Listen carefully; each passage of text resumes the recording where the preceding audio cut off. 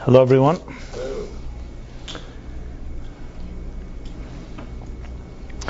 So tonight we shall discuss in the third part of this six-part series the fourth week of the counting of the Omer, which focuses on the attribute of what is called in Hebrew Netzach, translated as determination, drive, ambition, endurance, and probably some other synonyms you can throw in there. But the bottom line is that it is one of the 7 human attributes or emotions that are necessary for a healthy life. As I've discussed in the previous classes many times, the Kabbalistic model, just like there's a medical or physical model of the human DNA and genetic makeup, so too the soul is made up of components. And just as it is necessary to live a physically healthy life, to understand the different type of mechanisms that are part of our organism called the human being, the human life, and that way we can identify and diagnose where we have strengths and where we may have a weakness, what may need supplement, what may need certain type of exercise, whether it's physical exercise or it requires some type of intervention.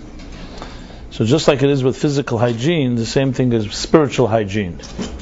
The spirit too is made of many components, and they too each need to be nourished, each need to be exercised. And understanding yourself really is understanding all these different elements that make us tick. See, most of us are aware of the symptoms of our lives.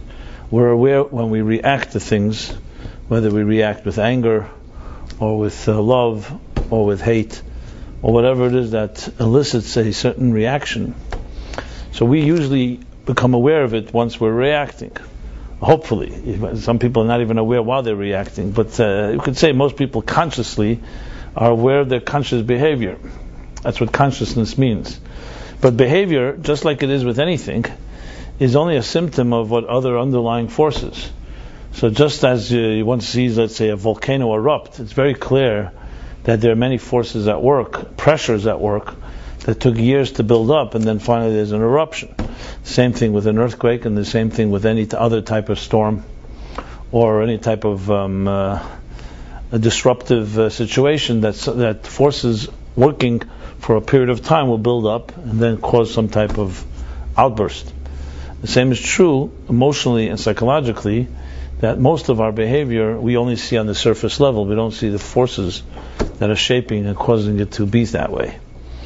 So the beauty, in many ways, the eloquence and the poetry of understanding your own psyche and the components that it consists of really helps one to anticipate and sometimes even prevent and preempt different type of reactions based on an understanding of what your makeup is like, what your chesed is like, what your love is like, and what your gvura, your discipline and restraint, and what your compassion, and where we are now, netzach, your drive, ambition, endurance. And then there are the other 3 that we'll address in the coming weeks. So the critical element here is that understanding that it's not just a optional information. It actually can change the way you behave. It can change the way you understand yourself. It can literally transform your relationships, any given area, because it comes down to really what we call know thyself, to know yourself, to know what makes you tick. And each of us have a different makeup. Even though the 7 components are the same, just like it is with the human body, a healthy body, we have arms and legs, and we have eyes and ears, and we have a heart and a liver and a brain and so on. That doesn't mean it's similar to each person has the same type. We have the similar organs, but their makeup and their called complexion and composition is very different. Same as an emotional and spiritual level. The soul is made up of the 7 emotional elements of the spectrum of human emotions, human feelings, and human experiences. But what the chesed is like, that already is very different from one person to the next. And as the Talmud says, just like our faces are not alike, so too our minds are not alike, and so too our emotions are not alike. That's why you'll have situations where 2 people facing exactly the same circumstances will have very different reactions. Well, somewhat may upset one person, another person will just wash over them. What may attract one person repels another.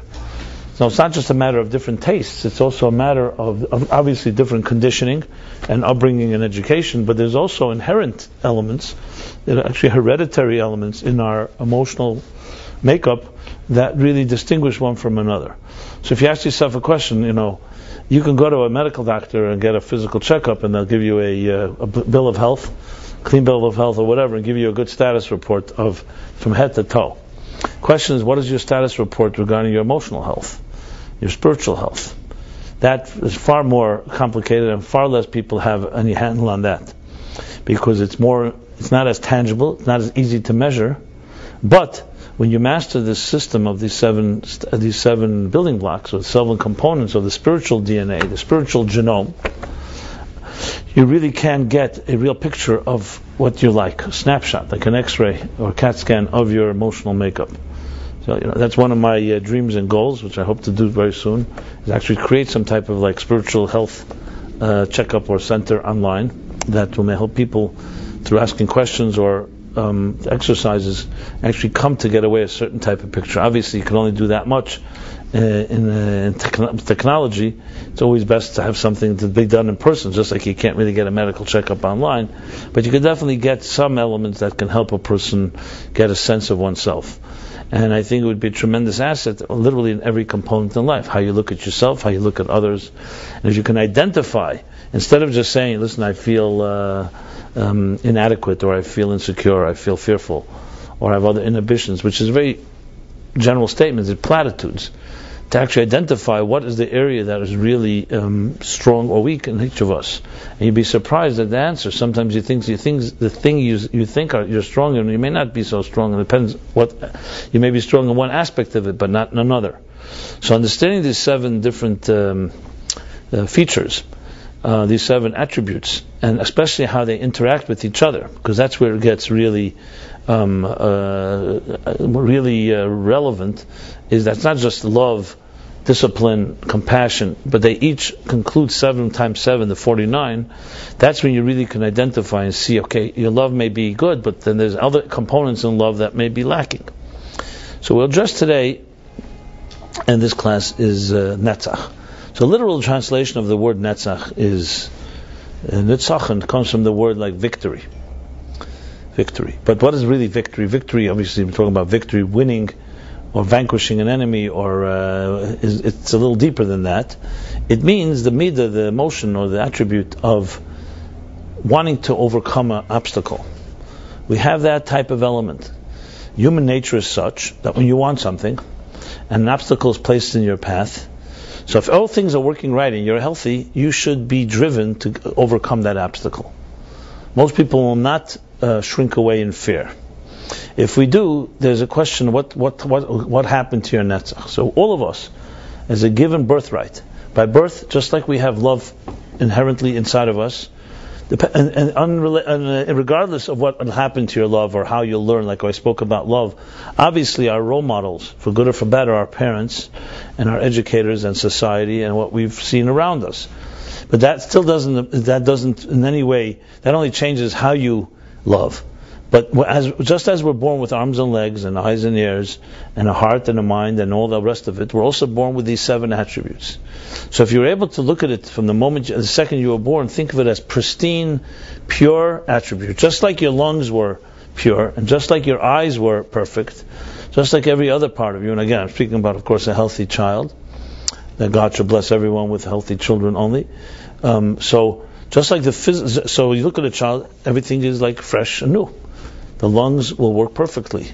The heart works perfectly. It's only after years of wear and tear and absorbing or inhaling toxins or foods that cause different type of damage and so on, that all our functions begin to get compromised.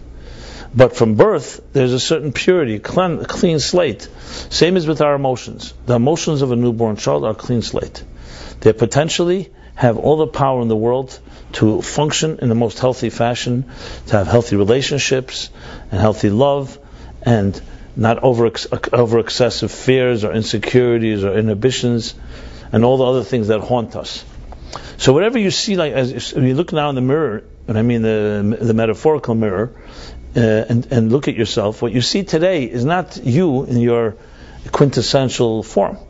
It's not you as the archetype that is you. It's you as you are now been affected by by many, many factors that have shaped who you are. So as I often point out, whenever you want to heal or you want to improve something, you have to juxtapose it over something that is a standard that you can compare to. You'll ever see when a doctor takes, let's say, an x-ray of the lungs, you'll often see when they show it to you, they'll show you a healthy set of lungs, and then they'll show you the lung that may be infected, God forbid, or in some other way compromised. So you can compare and say, this is what a healthy thing looks like. And here, now people who are trained don't need to look anymore because they know the image. They see immediately an X-ray of a lung or of a heart or for any other matter, any other part of our mechanisms. They immediately see, okay, this juxtaposed over healthy is something going on here. So the same thing is emotionally. By understanding Chesed through Malchus, the 7 attributes in their purest form, you really get to understand what you're like before there was any distortion. So this Netzach, this attribute called, this emotion called drive or determination, is the natural birthright of every human being. And you see it immediately. When a child starts crawling, or for that matter, you don't have to even wait till then. When a child is hungry and they don't get what they want or need, they will cry. No one has to train the child to do that. So the child naturally doesn't just feel its needs, it also demands. It has what we would call a certain form of netzach. It's very immature at that stage, and it's an infantile state. But it's still, imagine a child being hungry and not knowing how to ask for it. So a child was born with an innate ability to cry. And so an annoying cry. And the child will persist, will not stop. Studies show, God forbid, I don't even like to mention these type of studies, but studies show that a child who's been neglected long enough, and the child obviously cannot cry forever, a distortion will take place from very early childhood. If you leave a child, God forbid, let's say not fed, or not taken care of, there'll be a point the child will simply fall asleep simply out of exhaustion. Doesn't mean the child is infected. And if it's persistent, you actually, in a sense, are damaging the netzach of the child, that determination. And there are studies shown that children at a very young age, neglect, will cause years later a constant second guessing, a constant fear, a constant hesitation, because their netzach has been compromised. Not because they don't have it inside of them, but it was they learned the wrong way, the hard way, that they are not getting what they need, and they begin to distort how they call for things. They begin to blame themselves, or the other different analysis of why someone would stop having the drive and the determination. Now these things happened as long before we were born, we're aware. So there are many, many factors in our lives that can have profound impact. I'm not talking about a minor neglect or some type of incidental thing. We're talking about something that is more extreme. So, in other words, part of the attribute of a human being, just like there's an attribute, an emotion called attraction. We need love, and we need to give love. That's a human trait. And then there's also a human trait called gvura, which is the need to restrain, the need to discipline, the need to measure, to temper any particular experience, any particular emotion. And then there's the third called compassion, tiferes. There's also an innate element of that. There's an innate force inside of the soul that has a certain determination and drive. And eliminate that one from the 7 emotions, and you're lacking a fundamental component. A person could have love, they could have discipline, they could have compassion, humility, connection or bonding, and dignity. But they don't have drive and ambition, and they don't have a certain determination to overcome an obstacle. What will happen is all the 6 emotions will work well until there's a problem. When there's a problem, the lack of netzach will cause a person to stop and hesitate and fear. So netzach is obviously, in that context, extremely critical component. Because in other words, you could have everything intact. There are children that we may have had in school, that children that you may know, that were your friends, or you may have been you, that extremely talented, extremely bright, but something about that did not have a type of determination or drive. So it was assumed that they are fools, or they are stupid, or they don't have that potential. Because you can have everything there, but you don't have that type of drive to express it, then it remains in its type of potential state. And the same is true for many of us right now in our lives today. You look at yourself, you could say something's not working, so you can immediately chalk it up to you're lacking that. You're lacking that thing that you want in life. Let's say it's love. But it could very well be that's not at all. Your love may be very healthy and good shape, but your netzach is lacking your drive. The determination to achieve that particular element. And it's not so easy to distinguish, because we are not always objective about ourselves, and we don't always know what is it that's really missing. Is it the drive and the determination, or is it the actual aspect, let's say, love or some other attribute? So netzach, which I want to analyze even further and dissect even further, is this element of determination, or as I said, type of endurance, you can also call persistence. These words are all, in this context, synonymous. They're not exact synonyms, obviously, but netzach combines them all. So, always, whenever you want to understand something, it's always best to look at extremes, and then you can modify and so-called temper it down. What's extreme ambition, extreme endurance, extreme determination? Are people sometimes that we don't actually like that much. They're very driven, and they're ready to step on anyone in order to succeed.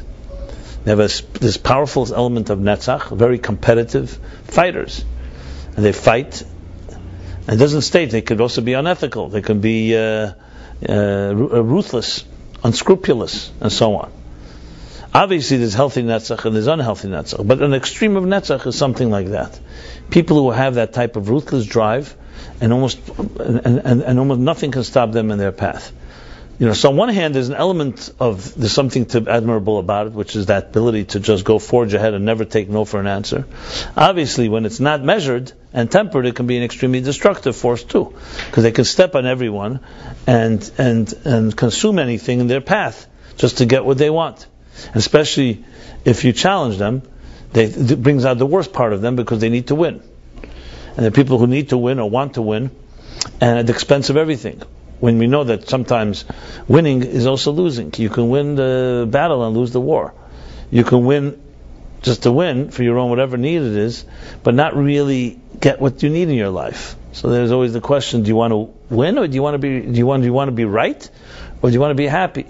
Do you want to win, or do you want to do what is correct, what is appropriate? So winning at all costs is not necessarily a healthy feature. Obviously, if you're dealing with a true enemy, an objective enemy, where you're protecting yourself and your children from someone that's under attack, so obviously determination then at all costs is vital, because that's self-defense, or that's protection, or that's I'm not talking about that. But I just want to spell out that netzach, actually I'm talking about that under those circumstances. That netzach is essentially all the above. Obviously, and I'm using, as I said, specifically an extreme example, because that helps us just put into context what does netzach look like when it's wild, without any limits. But if you pull it back a bit, what's the other extreme of no netzach? So, as I mentioned before, it's a person who doesn't like confrontation at all. Well, maybe no one likes confrontation. Some people do actually, but I'm saying people who completely withdraw from any confrontation, will not defend, will not protect, and will just meekly walk away.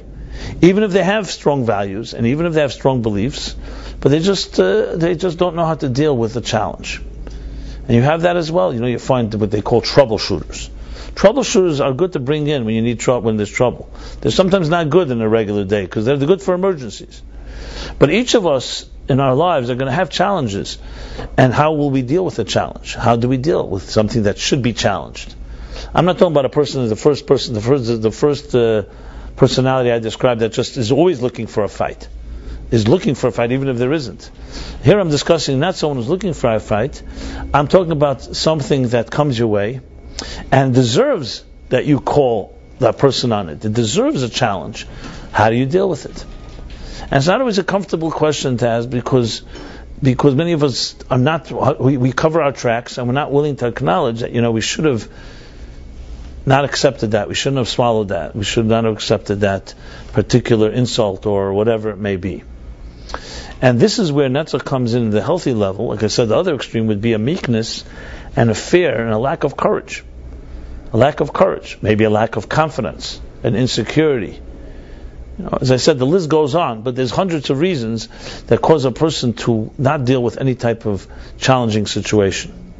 So there's an in-between place of someone who's constantly looking to fight and someone who is a normal person, but sometimes you do need to deal with a challenge. One of the scenarios of a dysfunctional marriage or dysfunctional family life, dysfunctional relationship, is when one person is abusive and the other person takes it. I'm not talking about overlooking. We all overlook things. In healthy relationships, there's things to overlook. But if there's a persistent abuse, consistent, and another person is that type of quiet person that either saw in their own home, you just take abuse, that causes a very unhealthy balance. That's from both ends. Because firstly, the abusive person continues the abuse, and the person who's receiving it is just asking for more. To the point where you'll find what they call the beaten wife syndrome. This is documented, very odd, but nevertheless documented, that there are people who can be abused in very serious ways. At some point, they just go into complete denial.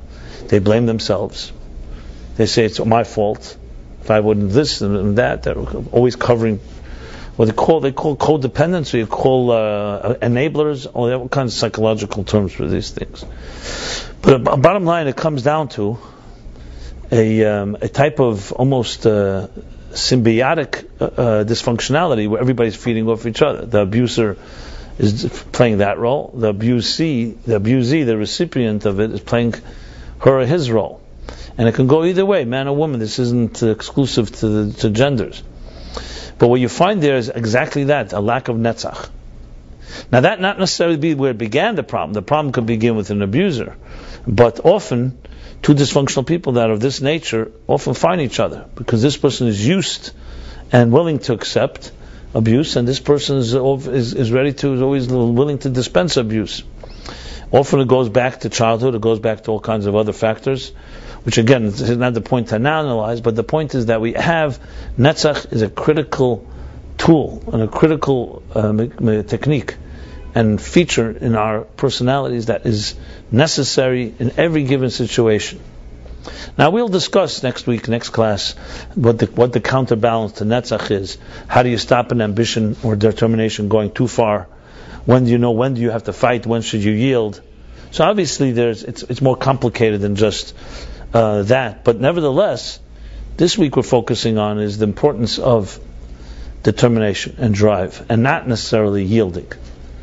As we'll learn, netzach and hoid together work hand in hand, where determination and yielding work together. But here we're discussing situations where that type of drive is necessary. And I said before, young children have it. It's clear. They don't need to be trained. From the moment they're born, they demand what they need. And it's healthy. Not just that the child gets what it needs, whether it's milk or food or sleep or being tended to for health reasons and so on.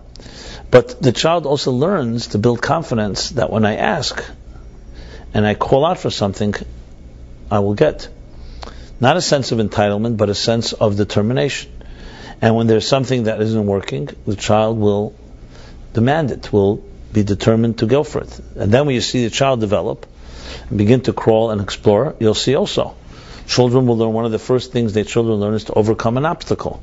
Let's say they're looking for a toy and they can't get to it because it's lying under a piece of furniture. So there's a stage where a child will become ingenious and figure out how to get there.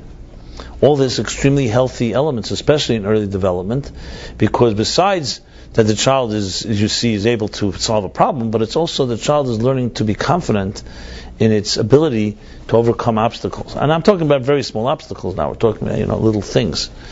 And unless it's impeded by unhealthy parents and unhealthy environments, a child will develop this netzach more and more.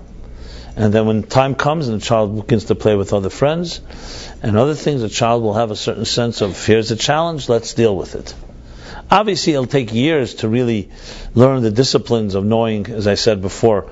You see children also at a certain age where they begin to take things away from others, and their determination is too much. But that's also part of the experimentation and part of growth, because that's how you learn. You learn by taking, by giving, till it gets a balance. And part of the discipline of parents is to teach a child. Not everything is for yours to take. But on the other hand, you don't want to clip the wings of a child and say, do not ever ask for something. Do not ever try to overcome an obstacle. Just accept everything. That's not necessarily healthy. It can create a certain complacency, and especially it can also create a weakness and lack of that drive that I'm describing. So this is I would say, a pretty unsung hero, if you wish, in one of our faculties, not spoken enough, of how children develop this ability to overcome challenges. Because when we look at ourselves today as adults, and you have a difficulty dealing with the confrontation or challenge, it didn't begin now. You have difficulty because you had difficulty last year and 2 years ago, and you definitely will find a pattern. If it's a consistent, obviously, if it's something that is a consistent issue. And it goes back usually to early childhood. It's very hard to define, because what exactly should we point at? And obviously, again, extreme situations, you can find children of deep neglect, absentee parents, or their caretakers and providers were simply not around. So obviously a child will lose a lot of confidence and will bring many other problems. A type of self-loathing, shame, all the different negative feelings about oneself.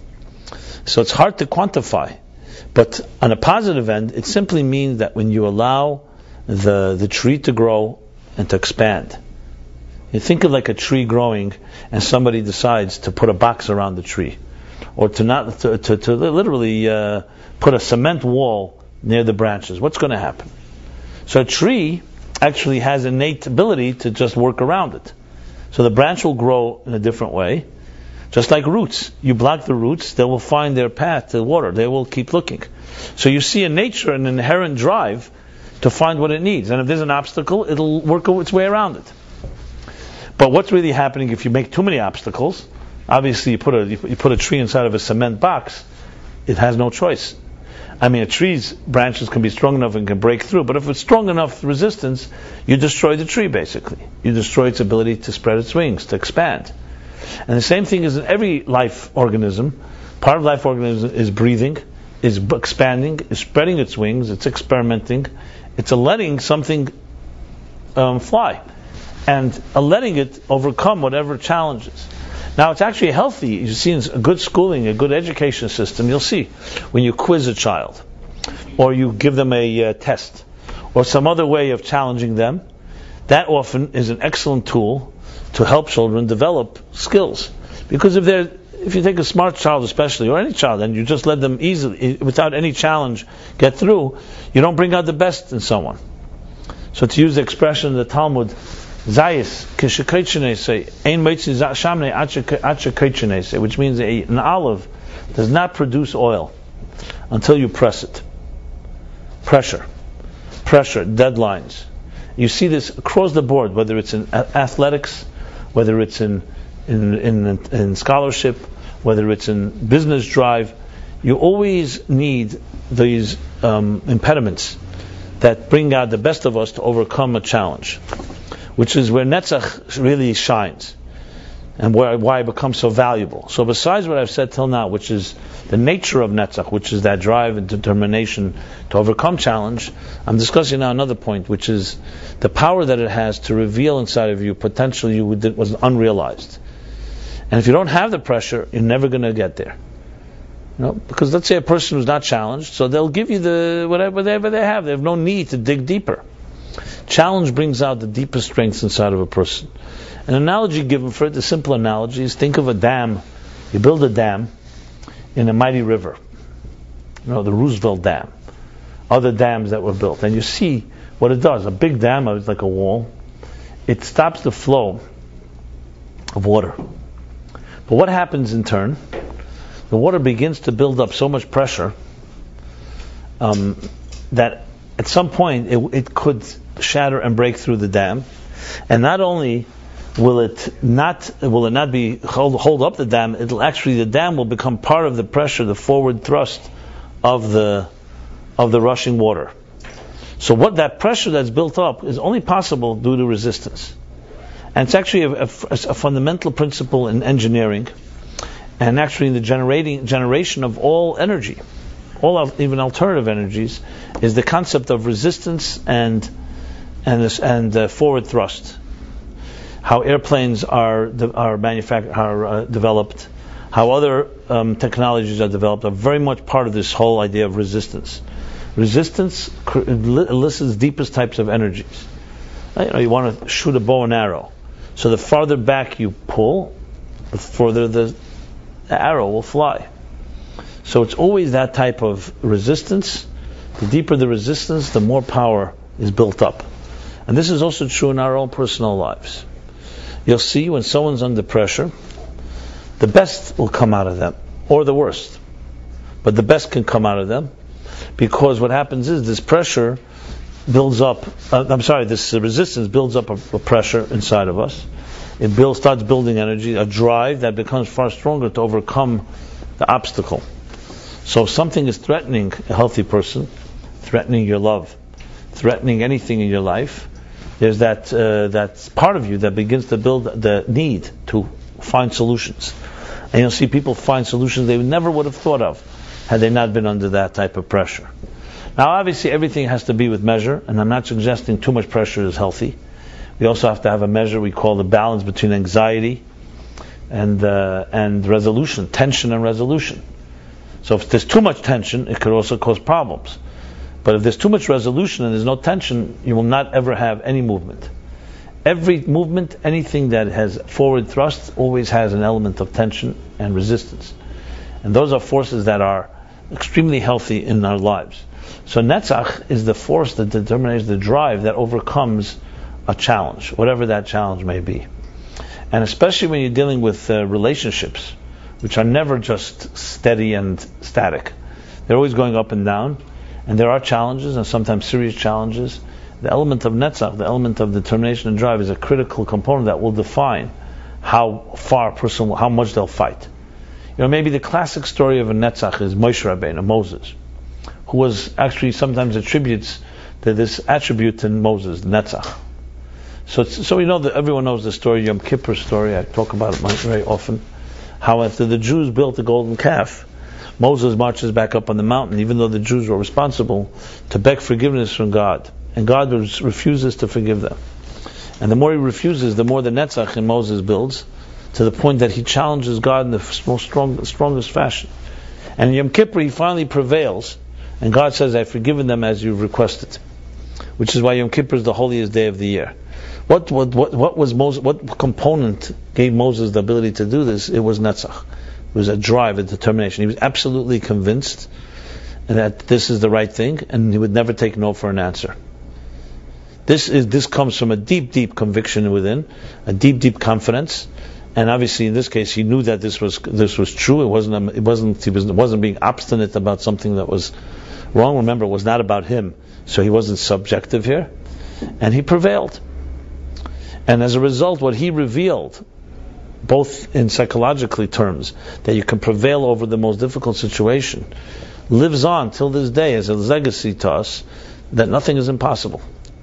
It also lives on, it's Yom Kippur Day, the holiest day of the year, that we can achieve anything we set our minds to, and even when something was broken, it could be fixed. I mean, what better message is that? There's no human being that's perfect. So if someone to ask you what's the greatest gift someone can give you, if you ask for perfection, it's not realistic. Perfection is not doable. What you should ask for is hope, not perfection.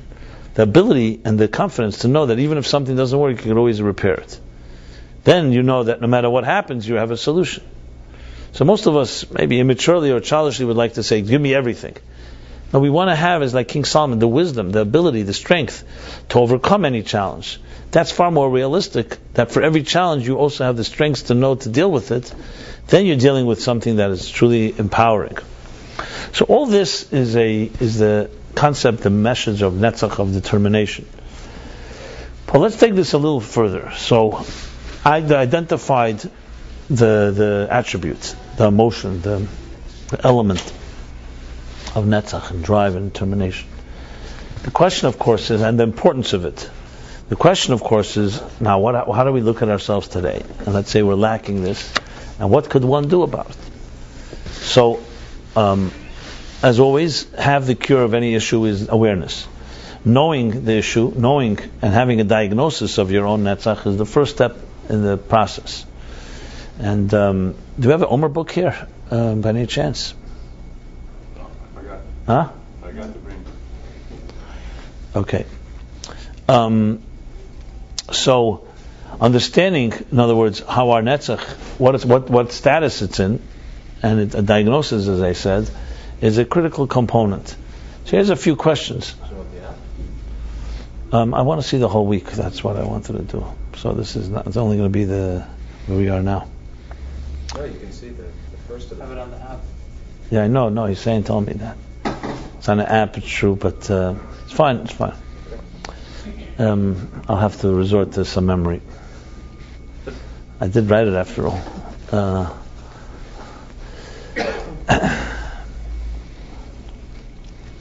So the first step is to really look at your own determination. The question would be is, how would you rate your determination, your drive? From 1 to 10. 10 being extremely determined. And I don't just mean determined in your heart, I mean that you act on it. And 0 or 1 being very little. What happens when you are challenged? How do you react? Do you withdraw? Do you confront? Do you just agonize? I'm sure there's some more options in there. And it's a good exercise because you could also ask yourself, so what would really push you over? Let's say you're in a category that you don't really fight. You don't like to confront. But is there any time in life that something happened where it really pushed the buttons and crossed the line, where there suddenly you did something? I've seen this.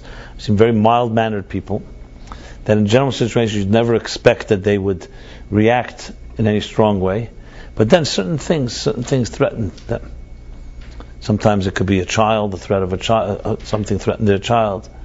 Like I mentioned before, the battered wife syndrome, or the abused person syndrome. You'll see often what happens that finally changes the vicious cycle of abuse is that the abuser does something that crosses a line. So let's say you have very often the women will say, once he started threatening my child, and like one woman told me, once he took my child and held him by the window from 10 floors up, then I knew it's over. In other words, something suddenly shattered, something cracked open. Obviously, no one should ever have to wait for something of that extreme, but we all have situations where we see that something did push a button, and that's where it went.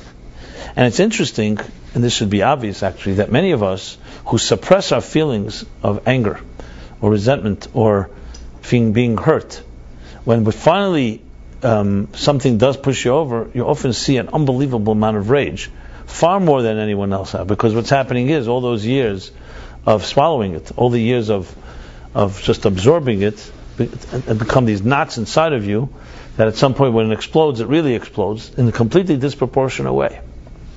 And you can see this. I don't know if you can identify it, but if you're trained, you can see sometimes a person is extremely calm, and they seem very mild-mannered, but if you look a little closer, you could see that it's superimposed.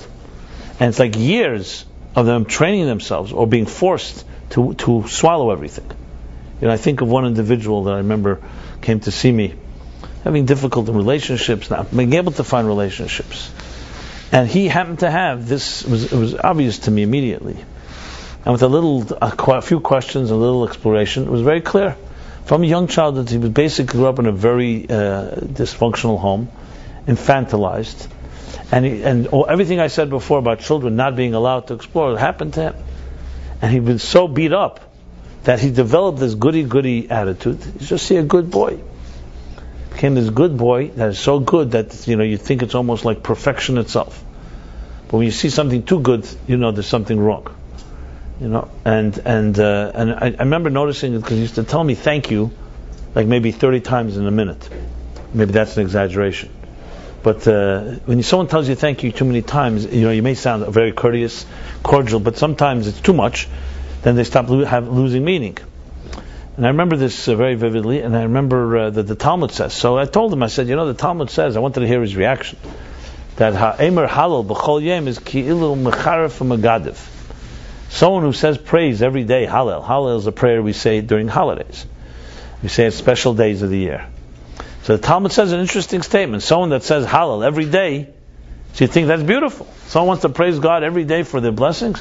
What's wrong with that? The Talmud says that's as if you're insulting and abusing God. That's a strange statement. You could say, okay, maybe it's not necessary to say it every day, but to say it's mechar, they're actually abusing and you're like insulting God. The answer is yes, because if you say it every day, it means you don't really appreciate when something special happens. It's become, okay, I'll just say thank you, and that thank you is almost mechanical. Then when something really happens, then it becomes also blasé. So I mentioned this to him. So I said, you say thank you so many times, I think you're starting to insult and abuse me. Obviously I didn't mean it that way, I didn't feel that way, I just wanted to elicit the reaction. But it was very clear, it was all part of the same thing. He learned to be good about everything, and constant good behavior. So the personality never developed. What do I want? No one knows what he wants. And it was very clear that he had a tremendous amount of anger inside of him, which you could see at certain moments, a little provocation, because that anger was, no one ever asked me what I want. I've been always told what to do. Perfect example of a netzach completely stunted. Completely, maybe it's a strong word, I won't say completely, but seriously stunted. And it was clear to me that's exactly what he needs to work on. And now, how to work on it is another story, but first identifying, as I said, diagnosing is a critical component. It wasn't lacking other elements. He would be a very good person that knows how to love and the other attributes of the emotions. But this part, which you think is like, a greatly cooperative person, no matter what happens, he's always going to be cooperating. But that means also there's a lack of fight and a lack of drive. And a person needs to have that gumption, what do we call it, gusto, to be able to push forward and overcome challenges. And that's where Midas Netzach comes in. So when you look into the Kabbalistic and Hasidic texts, and they talk about Netzach, there's an interesting analogy that's given for it. It's actually an analogy given from war. I don't like to bring examples of war, but war happens to be a very good example, and should only be an example. We should never have to fight a war. It's a great example of many things. You know why? Because war, battles, is one of the most, I'm sad to say this, it creates the most efficiency of all. You'll see the technologies, the economies built due to war are the best ones we have in the world. There'd be no internet today if there was no war. Do you know this? The internet was developed during World War II, at the end of World War II, by the United States government, who spent a lot of money because they wanted to create a type of communication. It was far from what we have today, but it was developed. Check it out. And for years it was a complete secret, until the late 60s, early 70s, where the government, which often does, after it developed and so on, and protested it released some of the technology to universities. The first websites, well, they weren't even websites then. The first internet connections were EDUs, what we call today. They wanted to use them because you didn't yet have the coding and HTML and all that. That came a little later, but that technology was released in the 60s and the 70s. So who knows what other, just for the record, what other things are going on behind the scenes. But the point I'm saying is war. The need to overcome battles. Atomic energy, why was it developed? Because FDR and the United States government got information the Nazis were developing an atom bomb through Einstein and others.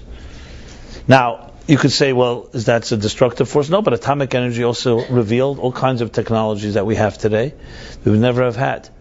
How many technologies were developed simply because of the Netzach, the human desire and drive to conquer outer space?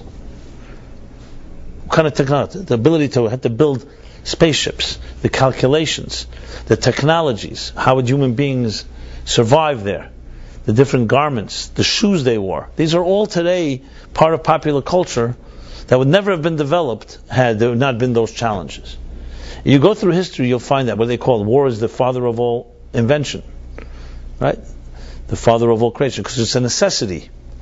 So strangely, the thing we abhor most, war, battle, blood, death, one of the most driving forces in history, creating the most powerful technologies. And throughout history this is the case. The monuments, the architecture, the art, the music created for a few people's glorifying themselves. Again, a netzach, a need to be remembered, a need to be memorialized. Look at the pharaohs of old.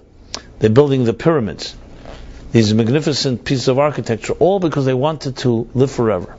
They wanted to be remembered. So netzach happens to be, throughout history, it is the driving force of any human being, for good or for bad, it can be either way, to overcome any obstacle and to win.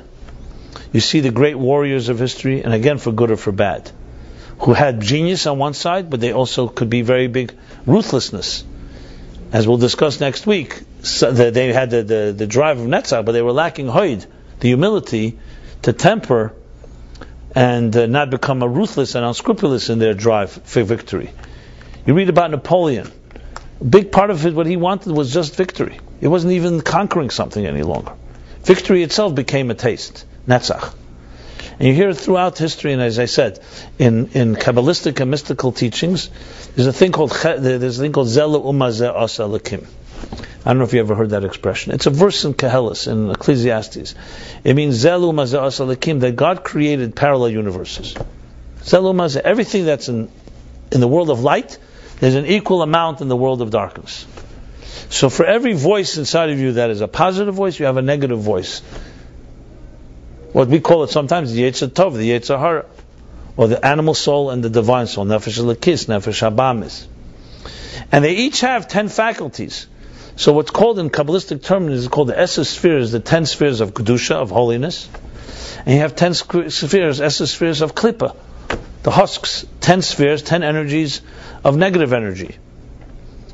Sometimes called Kis in Zohar, it's called Kisrin de Masavusa. It means the toxic crowns, the toxic forces. So you have a certain type of balance in this world, like alter egos. A Jacob and an Esav.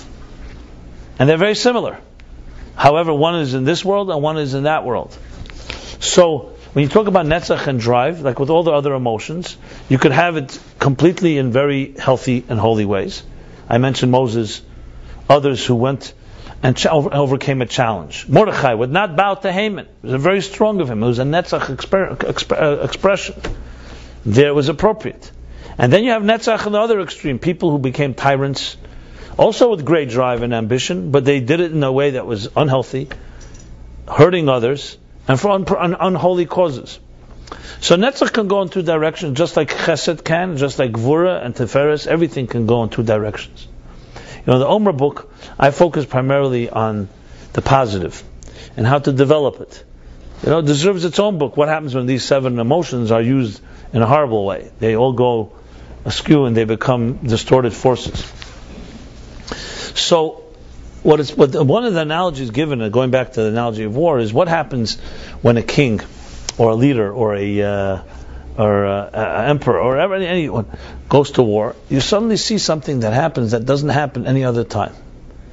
He will open up the coffers of his deepest treasures in order to win the war. If there's no war, they remain locked and sealed in vaults, in banks, or whatever. No one ever sees them. But give him a war, give him a battle, suddenly you'll see that it's an expression of vazbez kol ha'etzos. He'll actually waste, he'll throw out all his fortune to win a battle. You see this today in litigation often. You see it in other situations where there's great challenges. So this again could be taken in a negative way, could also be taken in a very positive way. In a positive way, what does it refer to? That each of us have very profound and rich treasures within our hearts and souls. And challenge elicits the midas hanetzach, the midas hanetzach, that drive and ambition and determination to overcome. And therefore, as I said earlier, with the oil, when you're pressed, it brings out the best of you. This elicits the deepest resources within us. So you'll see when two people love each other, beautiful. When there's a challenge to their love, there's some type of something broke, like the story with Moses. and then the two people who love each other dig deeper to find a solution, levels of love, unprecedented levels of love will emerge that would never have emerged had they not had the challenge. And again, everything has to be taken with measure. Not every challenge is healthy, and that doesn't have to go to extremes. But that is a factor that Netzach achieves. So to use an example, or to use actually halachic, I'll use a legal example, which is also part of American constitutional law, taken from the Talmud. And the issue is this: if you make a contract with someone, you sign a contract, and then someone challenges the contract, says, I had a contract with you before, the contract wasn't signed properly, there were no witnesses, whatever, some type of challenge to the contract. Basically what's called in Talmud, shtar sheyotza alav irur. A contract that someone claimed is an illegal contract, a wrongful contract, or something's wrong with it. Okay, so how do we? And the person who has the contract says it's a legal contract, legitimate. The other one says it's not. What do? So obviously you have to dig and bring evidence and witnesses to uphold it or not uphold it. So the Talmud says, and this is a legal law, that if a contract is upheld after appeal, it's upheld. In other words, it was challenged and then it was proven to be true. Witnesses were emerged, or there was someone that saw that how it happened, whatever, some way that it's confirmed and ratified. It says you can no longer appeal it.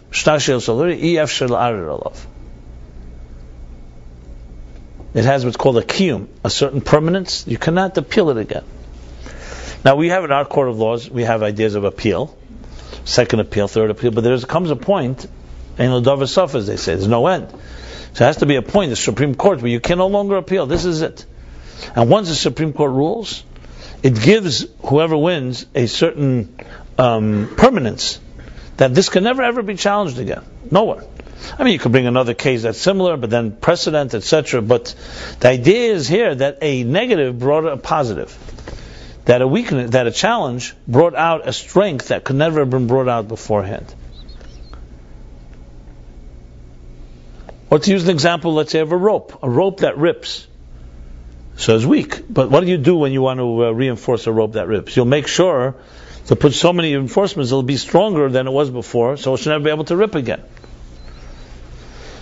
So there are situations like that so-called a negative brings out a positive, and the challenge brings out deeper strengths. It's what happens when any of us redeem a mistake we made. So mistakes are painful. But imagine a mistake you learn from, and next time around you put in preventive measures that doesn't happen again. And when that happens, and when you do that, you're far stronger. You know what do they say about a man with money meets a man with experience. So the man with experience ends up with the money, and the man with the money ends up with the experience. Right? So that's how it works. So hopefully, you may have lost the money the first time, but now you learned the experience. If it happens more than once, or too many times, maybe you should go out of business, go into a different business. But the point is, as they say, experience is what happens to you when you don't want something to happen to you. That's what experience is. And that teaches you if you learn from it. Now if you don't learn from it, you don't learn from it. What was the story they said about, which company was it? I think IBM. So it was a new vice president of manufacturing was hired, and he made some blunder. He made a mistake that cost the company a good few $1 million. I think it was actually more than a few, maybe it was in the tens of millions. And he was sure that he'll be fired. His superior calls him in, and he's ready to get the axe. And he says to him, listen, it costs us whatever, these $10, $20 million for you, that for you to be trained, and that's what it's the price we paid. And of course, it brought out of him the strength and the power that he did things for the company that were far more, made more money for them than they would ever have made. This was the wisdom, I guess, and the foresight of a superior who saw his strengths and realized he made a mistake. But instead of just taking it out and realized this can be a great lesson. Yes, it was an expensive lesson, but it ended up being a far greater boon, a far greater profit made out of it. Obviously, one has to always measure these two, and knowing when it's worth it, when it's not. But it's a tremendous lesson in life, especially psychologically, to know you have this midas hanetzach. Because what Netzach does in the healthy form is it really gives you the strength, the confidence that you can overcome obstacles. And when you've done it once and twice and three times, it builds that confidence. And you see this even in things like sports.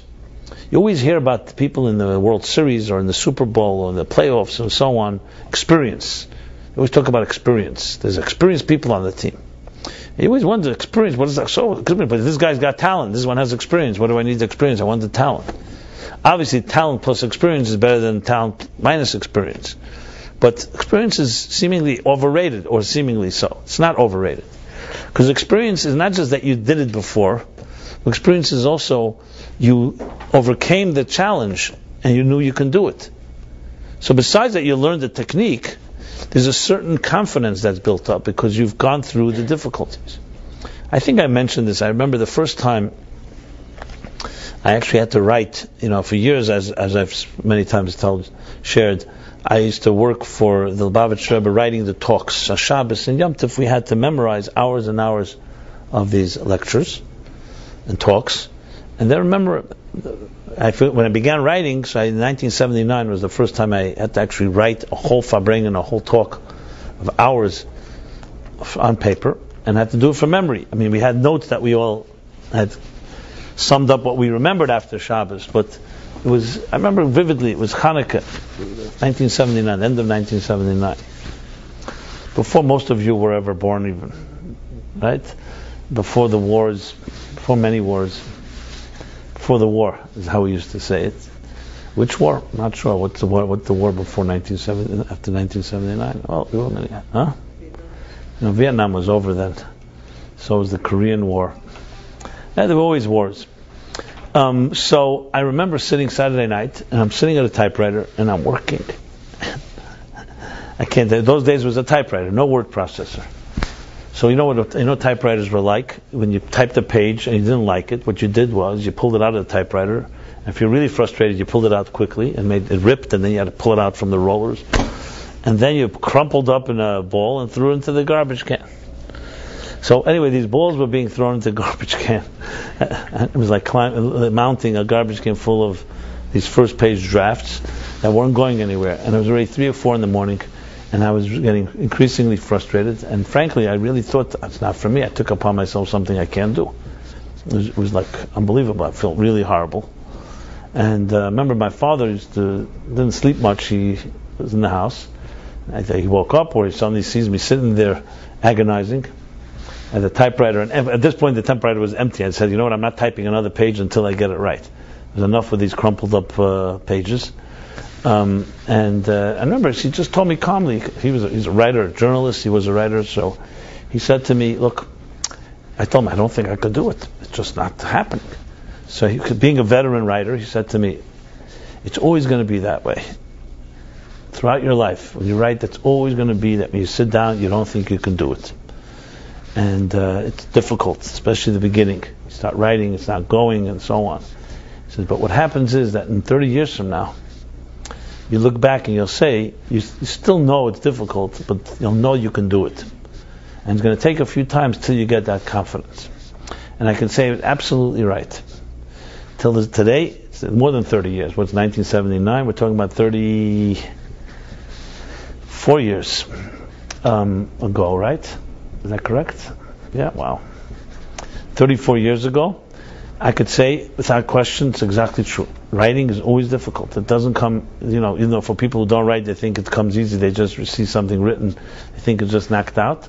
So yes, good writers, and sometimes you're in the zone, things fly out of you, but nevertheless, it's always difficult. But you always know, because you did it, you can do it. You can get to the finish line. But it still doesn't mean it's not frustrating and not kind of challenging. So what happened then was that night, 4 o'clock, by 5, 6 o'clock, I started getting the first page, semi-decent, what I liked. And then the second page and the third page. And I did it. That talk was at least 80 pages I had to type. 80 pages of material. But once I got through the first pages, obviously it got a little easier. But I remember the next week was the same thing. But every time I did it, like I knew you can do it. I'm not saying anything necessarily brilliant. I'm sure each of you in your own profession or expertise have similar experiences. But it's a tremendous lesson in what's called netzach. Because if you don't have the determination, forget about it. Because it's difficult. And the first and the second time, it's just very easy to just say, you know what, this is not for me, and I just quit. I could have done that. I mean, my determination didn't let me do it. My pride didn't let me do it, to be very honest. And Netzach was in full glory at work. But I could tell you from that, it was a perfect example, for me at least, how Netzach can be a tremendous asset. And I see, sadly, so many times people who I see really talented and strengths. I remember even in my work, there were guys that were really good. And in my opinion, they could have been excellent. And the Netzach was lacking. Everything else was there, but the Netzach. I remember one guy even told me, he said to me, I don't know how you do this. I can't deal with this type of failure. I said, it's my ego is being, it's very a fragile ego, and every time I think that this is not going to look good, I just can't accept failure. And he didn't proceed it. I mean, he's successful in his own right, but the success that he could have achieved, especially as a writer, would have been tremendous. But for some reason, his Netzach was not fully functional. I don't think it was out of birth. I think it was due to his own upbringing and being knocked many times and being told he can't do things and so on. I have to say, thank God, my father was the opposite. He gave a tremendous amount of confidence, even when you didn't deserve it. But you build confidence. When you build confidence, it's a tremendous tool. So I'm saying all of this simply to give a context, because each of us are different. No one sitting in this room or listening online has exactly the same way that you deal with your Netzach. That's why it's critical to really look at yourself and see how do you deal with situations. Now, there's an interesting twist to all of this. There's some people that thrive only when there's challenge. That when there's no challenge, they're just very mediocre. You give them a crisis, they're suddenly at their best. And there's something even more bizarre. There are people who actually create crisis wherever they go, because that's how they succeed. Crisis became their norm. I've seen this. I've seen people growing up in very dysfunctional homes. In relationships later, they're constantly creating crisis. And when there's no crisis, they go crazy. They're anxious. Like, what do you mean? How come there's no crisis? And crisis, they await crisis like it's like the gift. When most of us don't want to be in emergency mode, should be once in a rare moment. If you're in emergency mode all the time, your adrenaline is flying, you're flowing, and you have the antenna up. It wears you down. At some point, you just can't continue living on that type of high octane level. Steroids, natural steroids. So those are extremes when Netzach is completely out of whack. Where you're simply, when you've been around enemies all the time and everything is fearful, that you constantly have your antenna up, so Netzach is always vigilant. That's, again, an unhealthy extreme. But to bring it back to a healthier one is really understanding, looking at yourself and really determining or trying to assess, where do you stand with this? So these are very simple questions. How do you deal with confrontation? Does anything ever really push you over? What happens once confrontation happens? Does it make you angry? Are you in control? Are you calculated and know how to solve a problem, or you just go crazy from it? Or do you the other extreme? You just withhold and just withdraw and just go as if nothing happened. There are people like that too. The fires are burning, they walk through like nothing. Like macht sich nicht wissendig, as they say in Yiddish. They don't nothing happened. And that's another form of protection. So assessing that is a critical component, and of course determining if there is a extreme of Netzach one way or another. But once you do get an assessment, especially if you go through this week's 7 days in Netzach, the love in Netzach, the discipline in it, the compassion, the Netzach with the Netzach, the humility, and the bonding and dignity, you'll have a far better picture of this particular element of your genome. Actually, we were thinking of the name of the app. We did My Omer, but we were thinking of calling it Jin Omer. But the app, we tested it with a few people, and they, even though it's a cute genome, but many people wouldn't have gotten it. It would have been a little too complicated. What do you think? Huh? GEN-Omer. We could still use it one day. But so this genome, to be able to dissect and analyze and diagnose this element is a critical piece. Then once you do that, there comes the second point. So how do you deal with once you understand the diagnosis of your own netzach, your own, we'll call it drive, determination / ambition, endurance, I think those are the 4 key words. Then comes down to what you can do about it. Now, I can't go through every scenario and every diagnosis, obviously, so I'll just go through maybe the most important one of all. How does one develop a, let's call it stunted, or weakened, or let's call it, what's the word I want to use? Somewhat underdeveloped netzach. So think of it this way. What would happen, I mentioned before, children. Young children, from birth, have a healthy measure of netzach. They have a measure of determination. They're hungry, they cry. There's an obstacle, they'll overcome it. And as they develop and grow, you'll see, as I mentioned before, children looking for a toy will figure a way to get it, even if it's blocked. Obviously, they can't do everything, but there's a drive. And healthy parents will allow children to have this exploration. You actually want them to overcome a challenge. Because it builds confidence, it builds skills, it builds ingenuity, and so on. Going back to what I said before, like let's say, should you build a cement wall around the tree and not let it spread its limbs, its branches? Should you in some way constrict the child from really exploring and overcoming challenges, which God forbid one is doing then, is literally undermining the netzach development. This doesn't mean that netzach disappears. It just means it goes to sleep inside of you. It would be the equivalent, God forbid, if somebody tied up a child's hands and doesn't let them use them. So the hands are still able to function, but after a while you stop using them because you were not allowed to, or they became impossible for you to access. So the forces and attributes in our own heart and soul that may have gone so-called undercover, or dormant, or somewhat stunted, or underdeveloped, doesn't mean they're not there waiting. It just means that you have not exercised them. If you think of it, if you can envision that, the image of that, think of it, if you can envision, here's the netzach inside of your soul, or your heart. It's all crumpled up, like those balls of paper that I mentioned. It's all withdrawn. Think of it like a turtle inside its own shell, withdrawn. Something happens, a challenge out there, this tool is not there for you to access, so you just walk away. You withdraw, you ignore. There are people, like you see this very often. There are people, when you say something sharp to them, someone that loves you says something sharp, some people attack in return, and some people withdraw. Called the silent treatment, which sometimes can be far more devastating actually.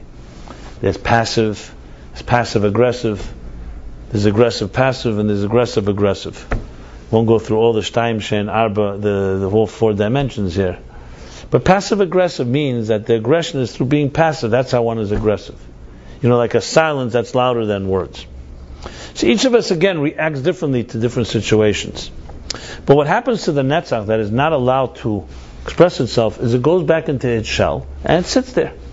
And as the years roll on, without experience and without confidence, it becomes harder and harder to ever express it.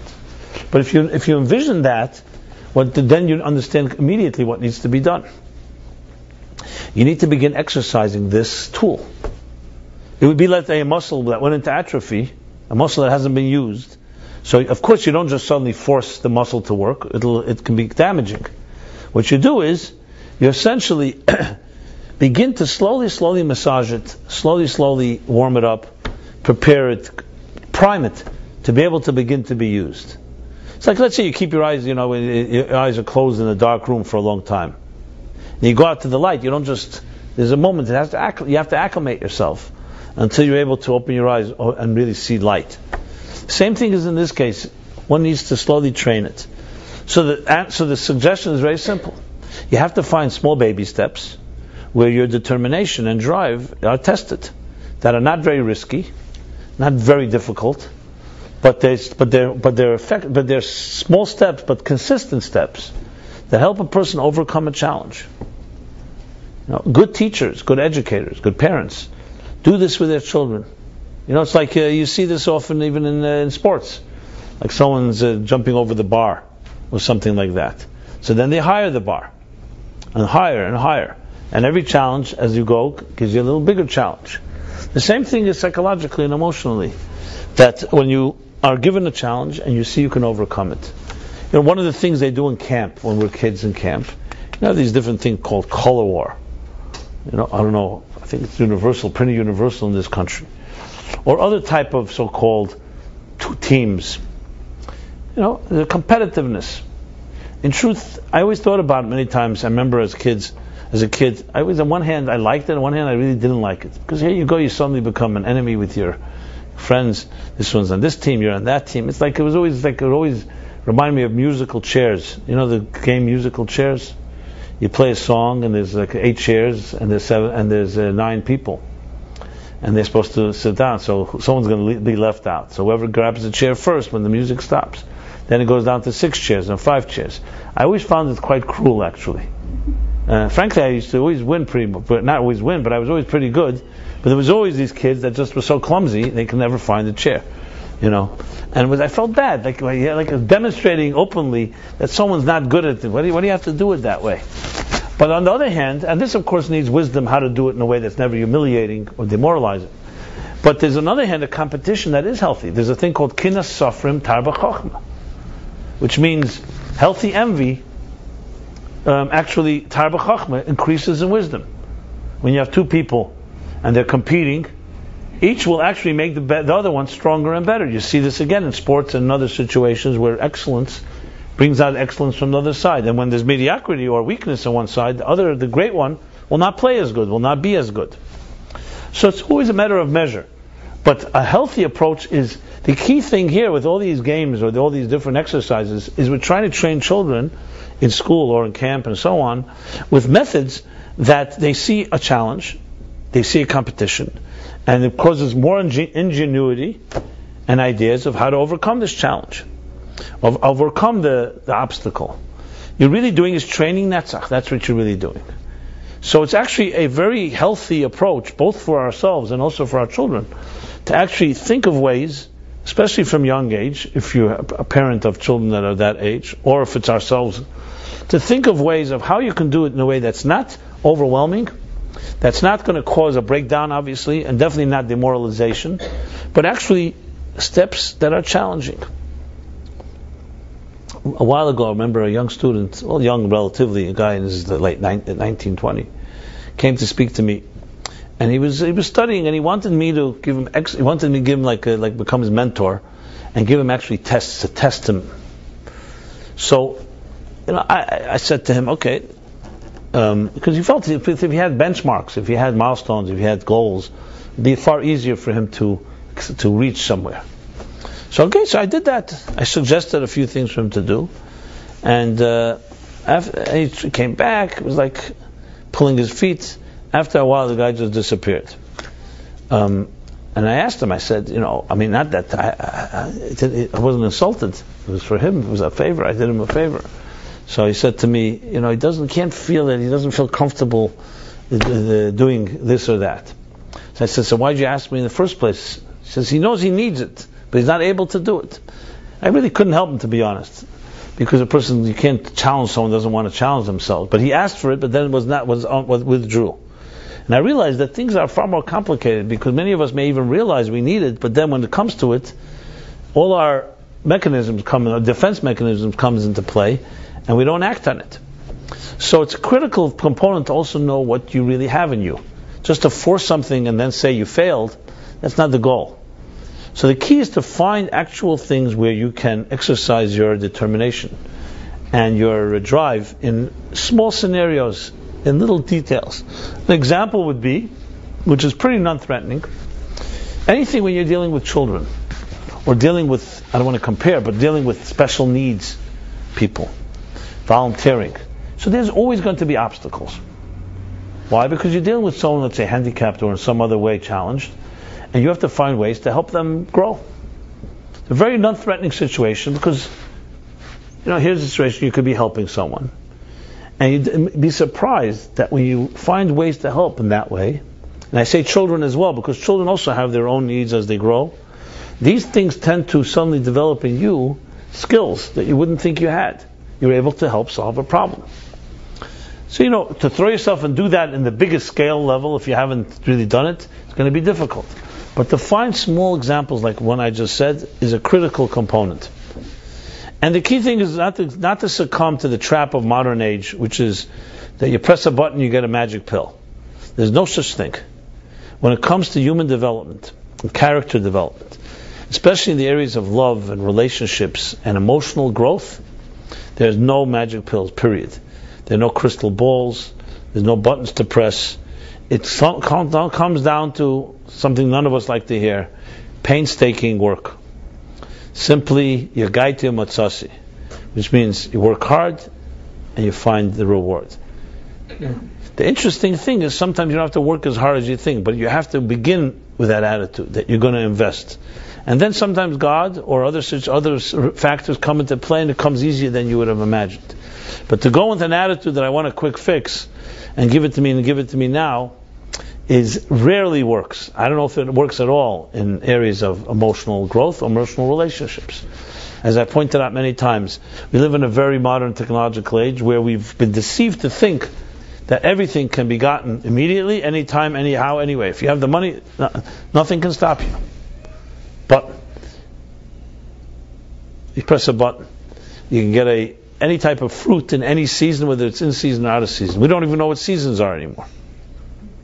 And once upon a time, you lived on a farm. You sure knew when a season was. You knew what fruits are in season, what are not. You knew what you're going to eat, what you're not going to eat. You press a button. So two things are lacking in our day and age, or lack of appreciation of. Number one, that true things emerge.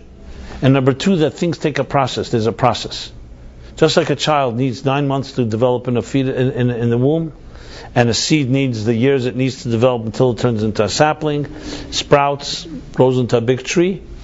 That's life. There's a process and there's an emergence. As opposed to, instead of emerging, acquiring. You can't acquire it. You can't acquire a tree.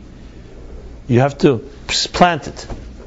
I know today you can just buy it once it's already grown, but that's another story. But there's a process and there's an emergence. Same thing is with our netzach and with any particular emotion. There's a process. It's a process of exercising it, developing it, and then comes the results. So basically it comes down to this. Netzach determination drive is a critical component. Without it, we're basically rendered almost paralyzed. Yeah, you can function when things are going smooth, but as soon as there's an obstacle, what do? Netzach has that ability to overcome obstacle, to dig deeper inside of us. And the critical thing is to begin developing it on an ongoing basis, which means to find projects, activities where you have to exercise your netzach. A situation where there will be an obstacle and you will find a way to resolve it. You do it in baby steps, as I said first. And then you take on bigger situations. Nobody likes pressure. Nobody does. My day today, without going into details, a lot of pressures today. I mean, I can't say they were negative. They were negative. They're pretty positive, actually. But you hate them. You say, God Almighty, another pressure. Why? Just when you think, like as they say, when, what was it, the line? When Spielberg released that first film that was a hit, you know what it was called, right? Jaws. Remember Jaws? Jaws was sharks. The big whites were attacking, the great white sharks were attacking people, So it was a whole film. Came out in the summer of, in the 70s sometime. Which year? 76? Okay. So the advertisement for Jaws was, which I never forgot, I remember, I don't remember the film, but I remember the advertisement. It says, just when you thought it was safe to get back into the water. Essentially eliciting that horror. Just when you thought, so to me it was always like, just when you thought everything is going nice, the sharks appear. It's interesting, sometimes just when you get out of the gate, okay, great. Like they say, it's never a dull moment. So, but the pressures today, right now sitting here, I feel very relaxed and calm because I overcame the pressures. Thank God. My netzach kicked in. And it's healthy to look for things that have these type of challenges, especially if those are the things you fear. As I said, I would not begin with obstacles or an obstacle course that's too difficult. You begin with jumping over a foot, then we'll go to the next 2 feet and 3 feet, figuratively speaking. The second thing is to be around people who have netzach. You know that one about the paratrooper. The guy wanted to train to be a paratrooper, so he went up in a plane. And the training goes like this: you stay in a month up in the, you go for a month every day with fellow paratroopers who are veterans, and you learn the techniques, and you learn how to dress up, and you learn how to jump, and you hang around, and you learn. So he goes up with his group, this new potential paratrooper, and he begins the training. Well, a month passes, and the sergeant says, "Okay, sir, time today. You're jumping." Okay, fine, I'm ready. Anyway, he packs up this. He knows how to do the whole thing. He packs up and he watches the guys do it, and he's following them. And a few of them jump, and then he looks down. Oh, he jumps back. He says, "Oh, no." He suddenly sees 20,000, 30, whatever the amount of feet. I'm not jumping so fast. He got scared. Besides that, he was afraid of heights. Didn't help. So, okay, fine. That's also common. So you have another month. Give you another month until you build the courage. Another month passes. The day comes. Yeah, he's all gung ho. Blah blah blah. He goes this, looks down. No. Okay, so the sergeant says, "Listen, my friend, this is evidently not for you. So you should sign up somewhere, another part of the military. You do other things. You don't need to do this. It's for particular types." He says, "No, I love this. I really want to stay here." He says, "But you're not going to jump. You're never going to jump." He says, "I'll help out. I'll help out with the food. I'll help out with the packing. I'll help out with this, whatever." So he says, "Why are you insisting on being here? You're never going to jump." He says, "I may never jump, but I like to be around people who jump." That was what he said. So it's an interesting phenomenon. He likes to be around people with courage. Makes him feel good. It makes him feel confident because he sees everyone around him is confident. Beyond the joke, there's actually, the truth is that when you're around confidence, it usually actually helps you build confidence. Because the other way around as well, when you're around people who are fearful, it also helps build fear. You ever remember the required book that we all read when we were in high school called The Red Badge of Courage? Remember that one? Civil War. Anybody remember it? Red Badge of Courage. Rabbi Stephen Crane, was it? I think. Yeah, I just remember it back, who knows how long. I think I'm going back, I feel like I'm regressing to my teenage years. I talk about 1979, now it's 1973. Okay, I guess that's what happens as you age. You start going backwards. Back to the future, as they say, right? So, no, I'm just kidding. Don't take that seriously. So last time I made such a joke, I got a few emails from people who were watching. They say, "What's happening? What's going on with you?" They thought I'm losing it. But I assure you all, I'm not losing it because I already lost. Like Bob Dylan says, when you have nothing. When you what's the word? Can't even remember. I am losing it. When you've got nothing to lose. Okay, that's the key. Anyway, so The Red Badge of Courage was this classic book by Crane about a guy who goes to the Civil War, and instead of fighting the battles, he's always hiding in groves and in caves and behind trees, and he has to live with this red badge, with this fear, this coward. He was the coward. So a lot of his friends died and got killed, and he ends up surviving the war, but he comes back knowing that he never fought a stupid battle in his life. He was always hiding. Whenever there was the battles, he would go run away. Can you imagine? So it's an interesting story of coming to age and the rite of passage and growing. I don't even remember the end of it. I just remember there's a lot of shame involved.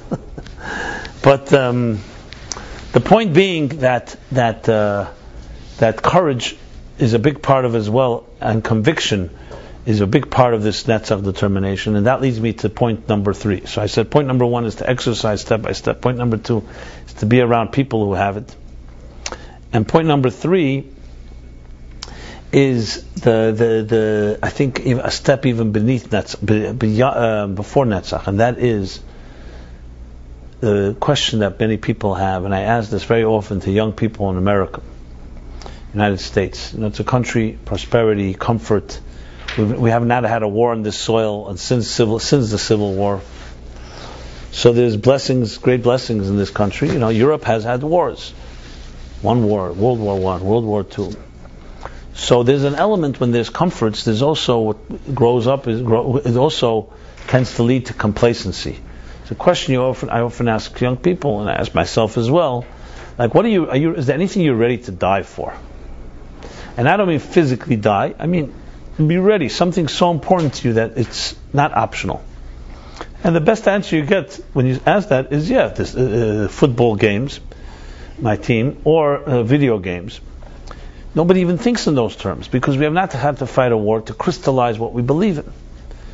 And that creates a very fundamental, what can I say the word for it, a decay. A type of decay on the level of what we stand for. So where will a person really have a netzach, a determination and drive when they don't even know what to drive for? What should I be driven? Make money? Okay, that's a drive many people have. Some people have the drive for power and influence. Others for being honored and glory. So these are drives, but even the most driven person for these things deep down knows they're all ultimately arbitrary. None of those are permanent. Nobody takes their money with them after they die. And there are many mystics, especially the Buddhists and the Far Eastern and others, the psychologists, that will tell you that deep down there's an unconscious fear everyone has that I am insignificant. An unconscious fear that I will die one day and no one will remember me. Even if you have family, but basically I'm negligible. So if you have that attitude and your biggest drive is for things that are of temporary pleasure, I said money, sexuality, the power, glory, influence, everything, how much netzach can you already have? Now it's true, there are people that are crazily driven. There are people who committed suicide after the crash, both back in the 20s and recently. Money. They're ready to die. It's more important to them, their money, than their lives, which of course is insanity if you think about it. Or people who do other crazy things. People who are at war just to win. Again, things that are temporary. That just shows you how distorted people can be. But deep down, what really causes a person to have true determination? So if you look at healthy people with determination that have that type of drive, you'll always see that they have some type of permanent, eternal cause. Something that lives on forever. Something spiritual, essentially. The Jewish people are a perfect example. And we say Netzach Yisrael. Netzach. There's an expression, Netzach Yisrael. The victory, the endurance, the prevailing, the perseverance of the Jews. Which many people hate, actually. Because everything dies. Why do the Jewish people not die? Every empire has fallen. So, as such, the answer to it is because they always had a cause that was greater than their own material lives. And when you have a cause, then there's a reason to have such determination. Why would Mordechai not bow to Haman? His life would have been far easier. So would have been much easier for the Jewish people. They wouldn't have had to contend with a Hitler who was about to massacre them all. Why couldn't they just compromise? A little thing, he'll bow down to him, a big thing. And same with Moses and Abraham, and go through history. Because it wasn't about a matter of principle. It was a matter of conviction and believing in something that was more eternal than my immediate comfort. And that is a netzach that is impossible to replicate. So I want to conclude with that point, because that to me is the key. The reason many people lack determination and so on, besides the factors I mentioned earlier, which is our childhood and the dysfunctionality and the abuse and things that clipped our wings and didn't build our confidence, it's also many of us lack a cause. Not to quote another book, Rebel Without a Cause. We have a rebellion, but we have no cause. Everybody has inside of them a drive, but you have to have a drive for what? What's your drive? Where's it going? I could submit that most people drive, they actually replace it with the things I've listed before. Money, sex, the other pleasures, and influence, power, the list goes on. Whatever it is. When I call, acquisitions, it could be cars, it could be cigars, it could be whatever it is. Most addictions are a product of a netzach that's misplaced. Mediocre people don't get addicted so quickly. It's passionate people that do. And they have nowhere to go with it. So it's the thrill of the gambling, the thrill of the alcohol, the thrill of the drug, the high, superficial or whatever, induced states of transcendence. Because there's a deep hunger. When there's deep hunger, people are driven. But if you don't find something that is healthy and enduring, you find something that is temporary and destructive at the end of the day. Because what is addiction at the end of the day? Who's in control? A person of netzach and passion and power, he or she is always in control. What they do is a product of their passion. When addiction, what happens is your passion, the object of your passion starts controlling you. So once that happens, that's called an addiction. A healthy person is driven, of course he's driven to a cause that's greater than he or she is. And he is in control, not the object. It's a whole different story. So there's no element of that type of dependency. It becomes something that is a force, a cause that drives a person. Now, I think I mentioned this once here. I once asked Eli Wiesel, my dear friend, my friend of my father's, who incidentally will be speaking at our event on Tuesday night. I asked him, is it true that people actually sang Ani Mamin, which means I believe, in the concentration camps? People who said Shema, Kaddish, other prayers. So he said he was never at that side of the camp, so he never heard that quite near the gas chambers. But he definitely heard Kaddish and Shema and even Ani Mamin once in a while. So I asked him, what, at that moment, the Jews had all the right to be angry at God and protest. Why are they saying thank you? Why are they saying I believe with complete faith, even though you tarry? And praising God at that moment. And he said something interesting that remained with me. He said, you have to remember that the Jews were saying basically, you can take our bodies, but you can't take our souls. You can take our physical lives, you can't take our beliefs. And if it won't be us, it'll be our children. If it won't be our children, it'll be our grandchildren. That's what Jews always knew. That's a netzach attitude. That's how victors think. Now you could think the Jews were the victims and the Nazis were the victorious ones. Yeah, for those moments, terrible moments, it was that way. But most Nazis' grandchildren don't want to tell you about their grandparents. And every Jew wants to tell you about his grandparents. And so you have to wonder who's victorious. And you're walking down the streets of Berlin and you see little Jewish children, Lahachas, the Germans, and you see a Hanukkah menorah in the big plaza there where Hitler, Yimach Shemay, stood once and spoke for his hundreds of thousands of masses. And you go to Jerusalem, you see the Renaissance there all over Israel. So we all got everything has its flaws, but that is very moments of great pride. Because you see who prevailed. And look, when these Holocaust survivors say, my revenge, they open up, what do you think their revenge is? Not the blowing up of a cafe, not anger, though there's plenty of that, and blood boiling and all that. You know what their revenge is? They'll open up photo albums and show you all their grandchildren. That's the revenge of every Holocaust survivor. This is Netzach. So the Jews went down, physically, but they left the song and the prayer was saying you could take everything, but you'll never take our spirit. And the spirit lives on. That's the secret.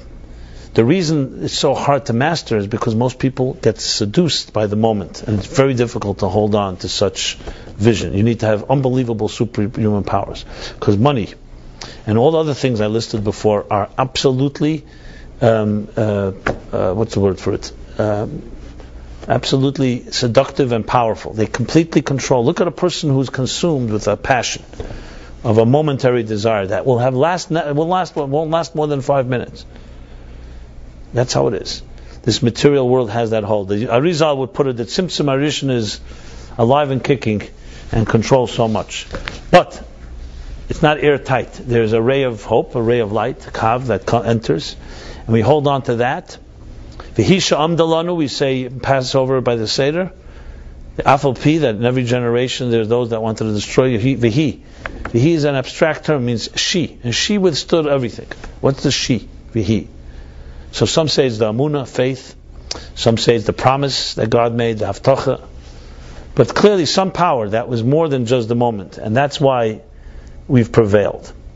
So it's a lesson, also a personal lesson, back to the Nitzachon, that each of us, when you have to access a part in your soul that has an understanding, a relationship, relates to a mission that you're here on earth that is not optional and not arbitrary, and then you develop a determination because it has to be done. But if you don't have such a cause, then everything becomes, okay, I do it, I don't do it, who cares? Tomorrow, next day, and that is, sadly, I think the key thing that's missing in many people's lives, finding that type of cause, which, of course, is a discussion of its own that's far beyond the scope of what I'm discussing right here. But have the question is the answer. If you recognize this to be true, looking for a cause, and you really want to, your netzach will kick in and it will help you find your cause. And I'm more than happy to help in any way I can. That's why we call the meaningful life, as in meaningful life, purpose, mission. And if any of you interested, I actually wrote up an article or two about this topic of how one finds their cause. So netzach, I want to finally conclude, is essentially an outgrowth. Give me a cause and I'll fight for it. Many people actually say, but I don't have one yet. As long as I don't have one, I fight for things that are far more superficial. But most people do want a cause, and they will fight for it if they feel it's their cause, if they feel it's their baby, and they feel it's their mission. That's how it is.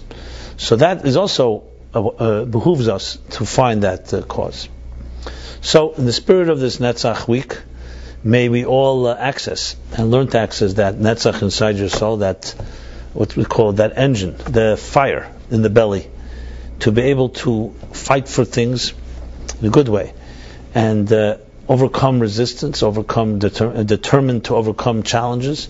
When you have a cause, you know that you're going for it, then nothing can stop you.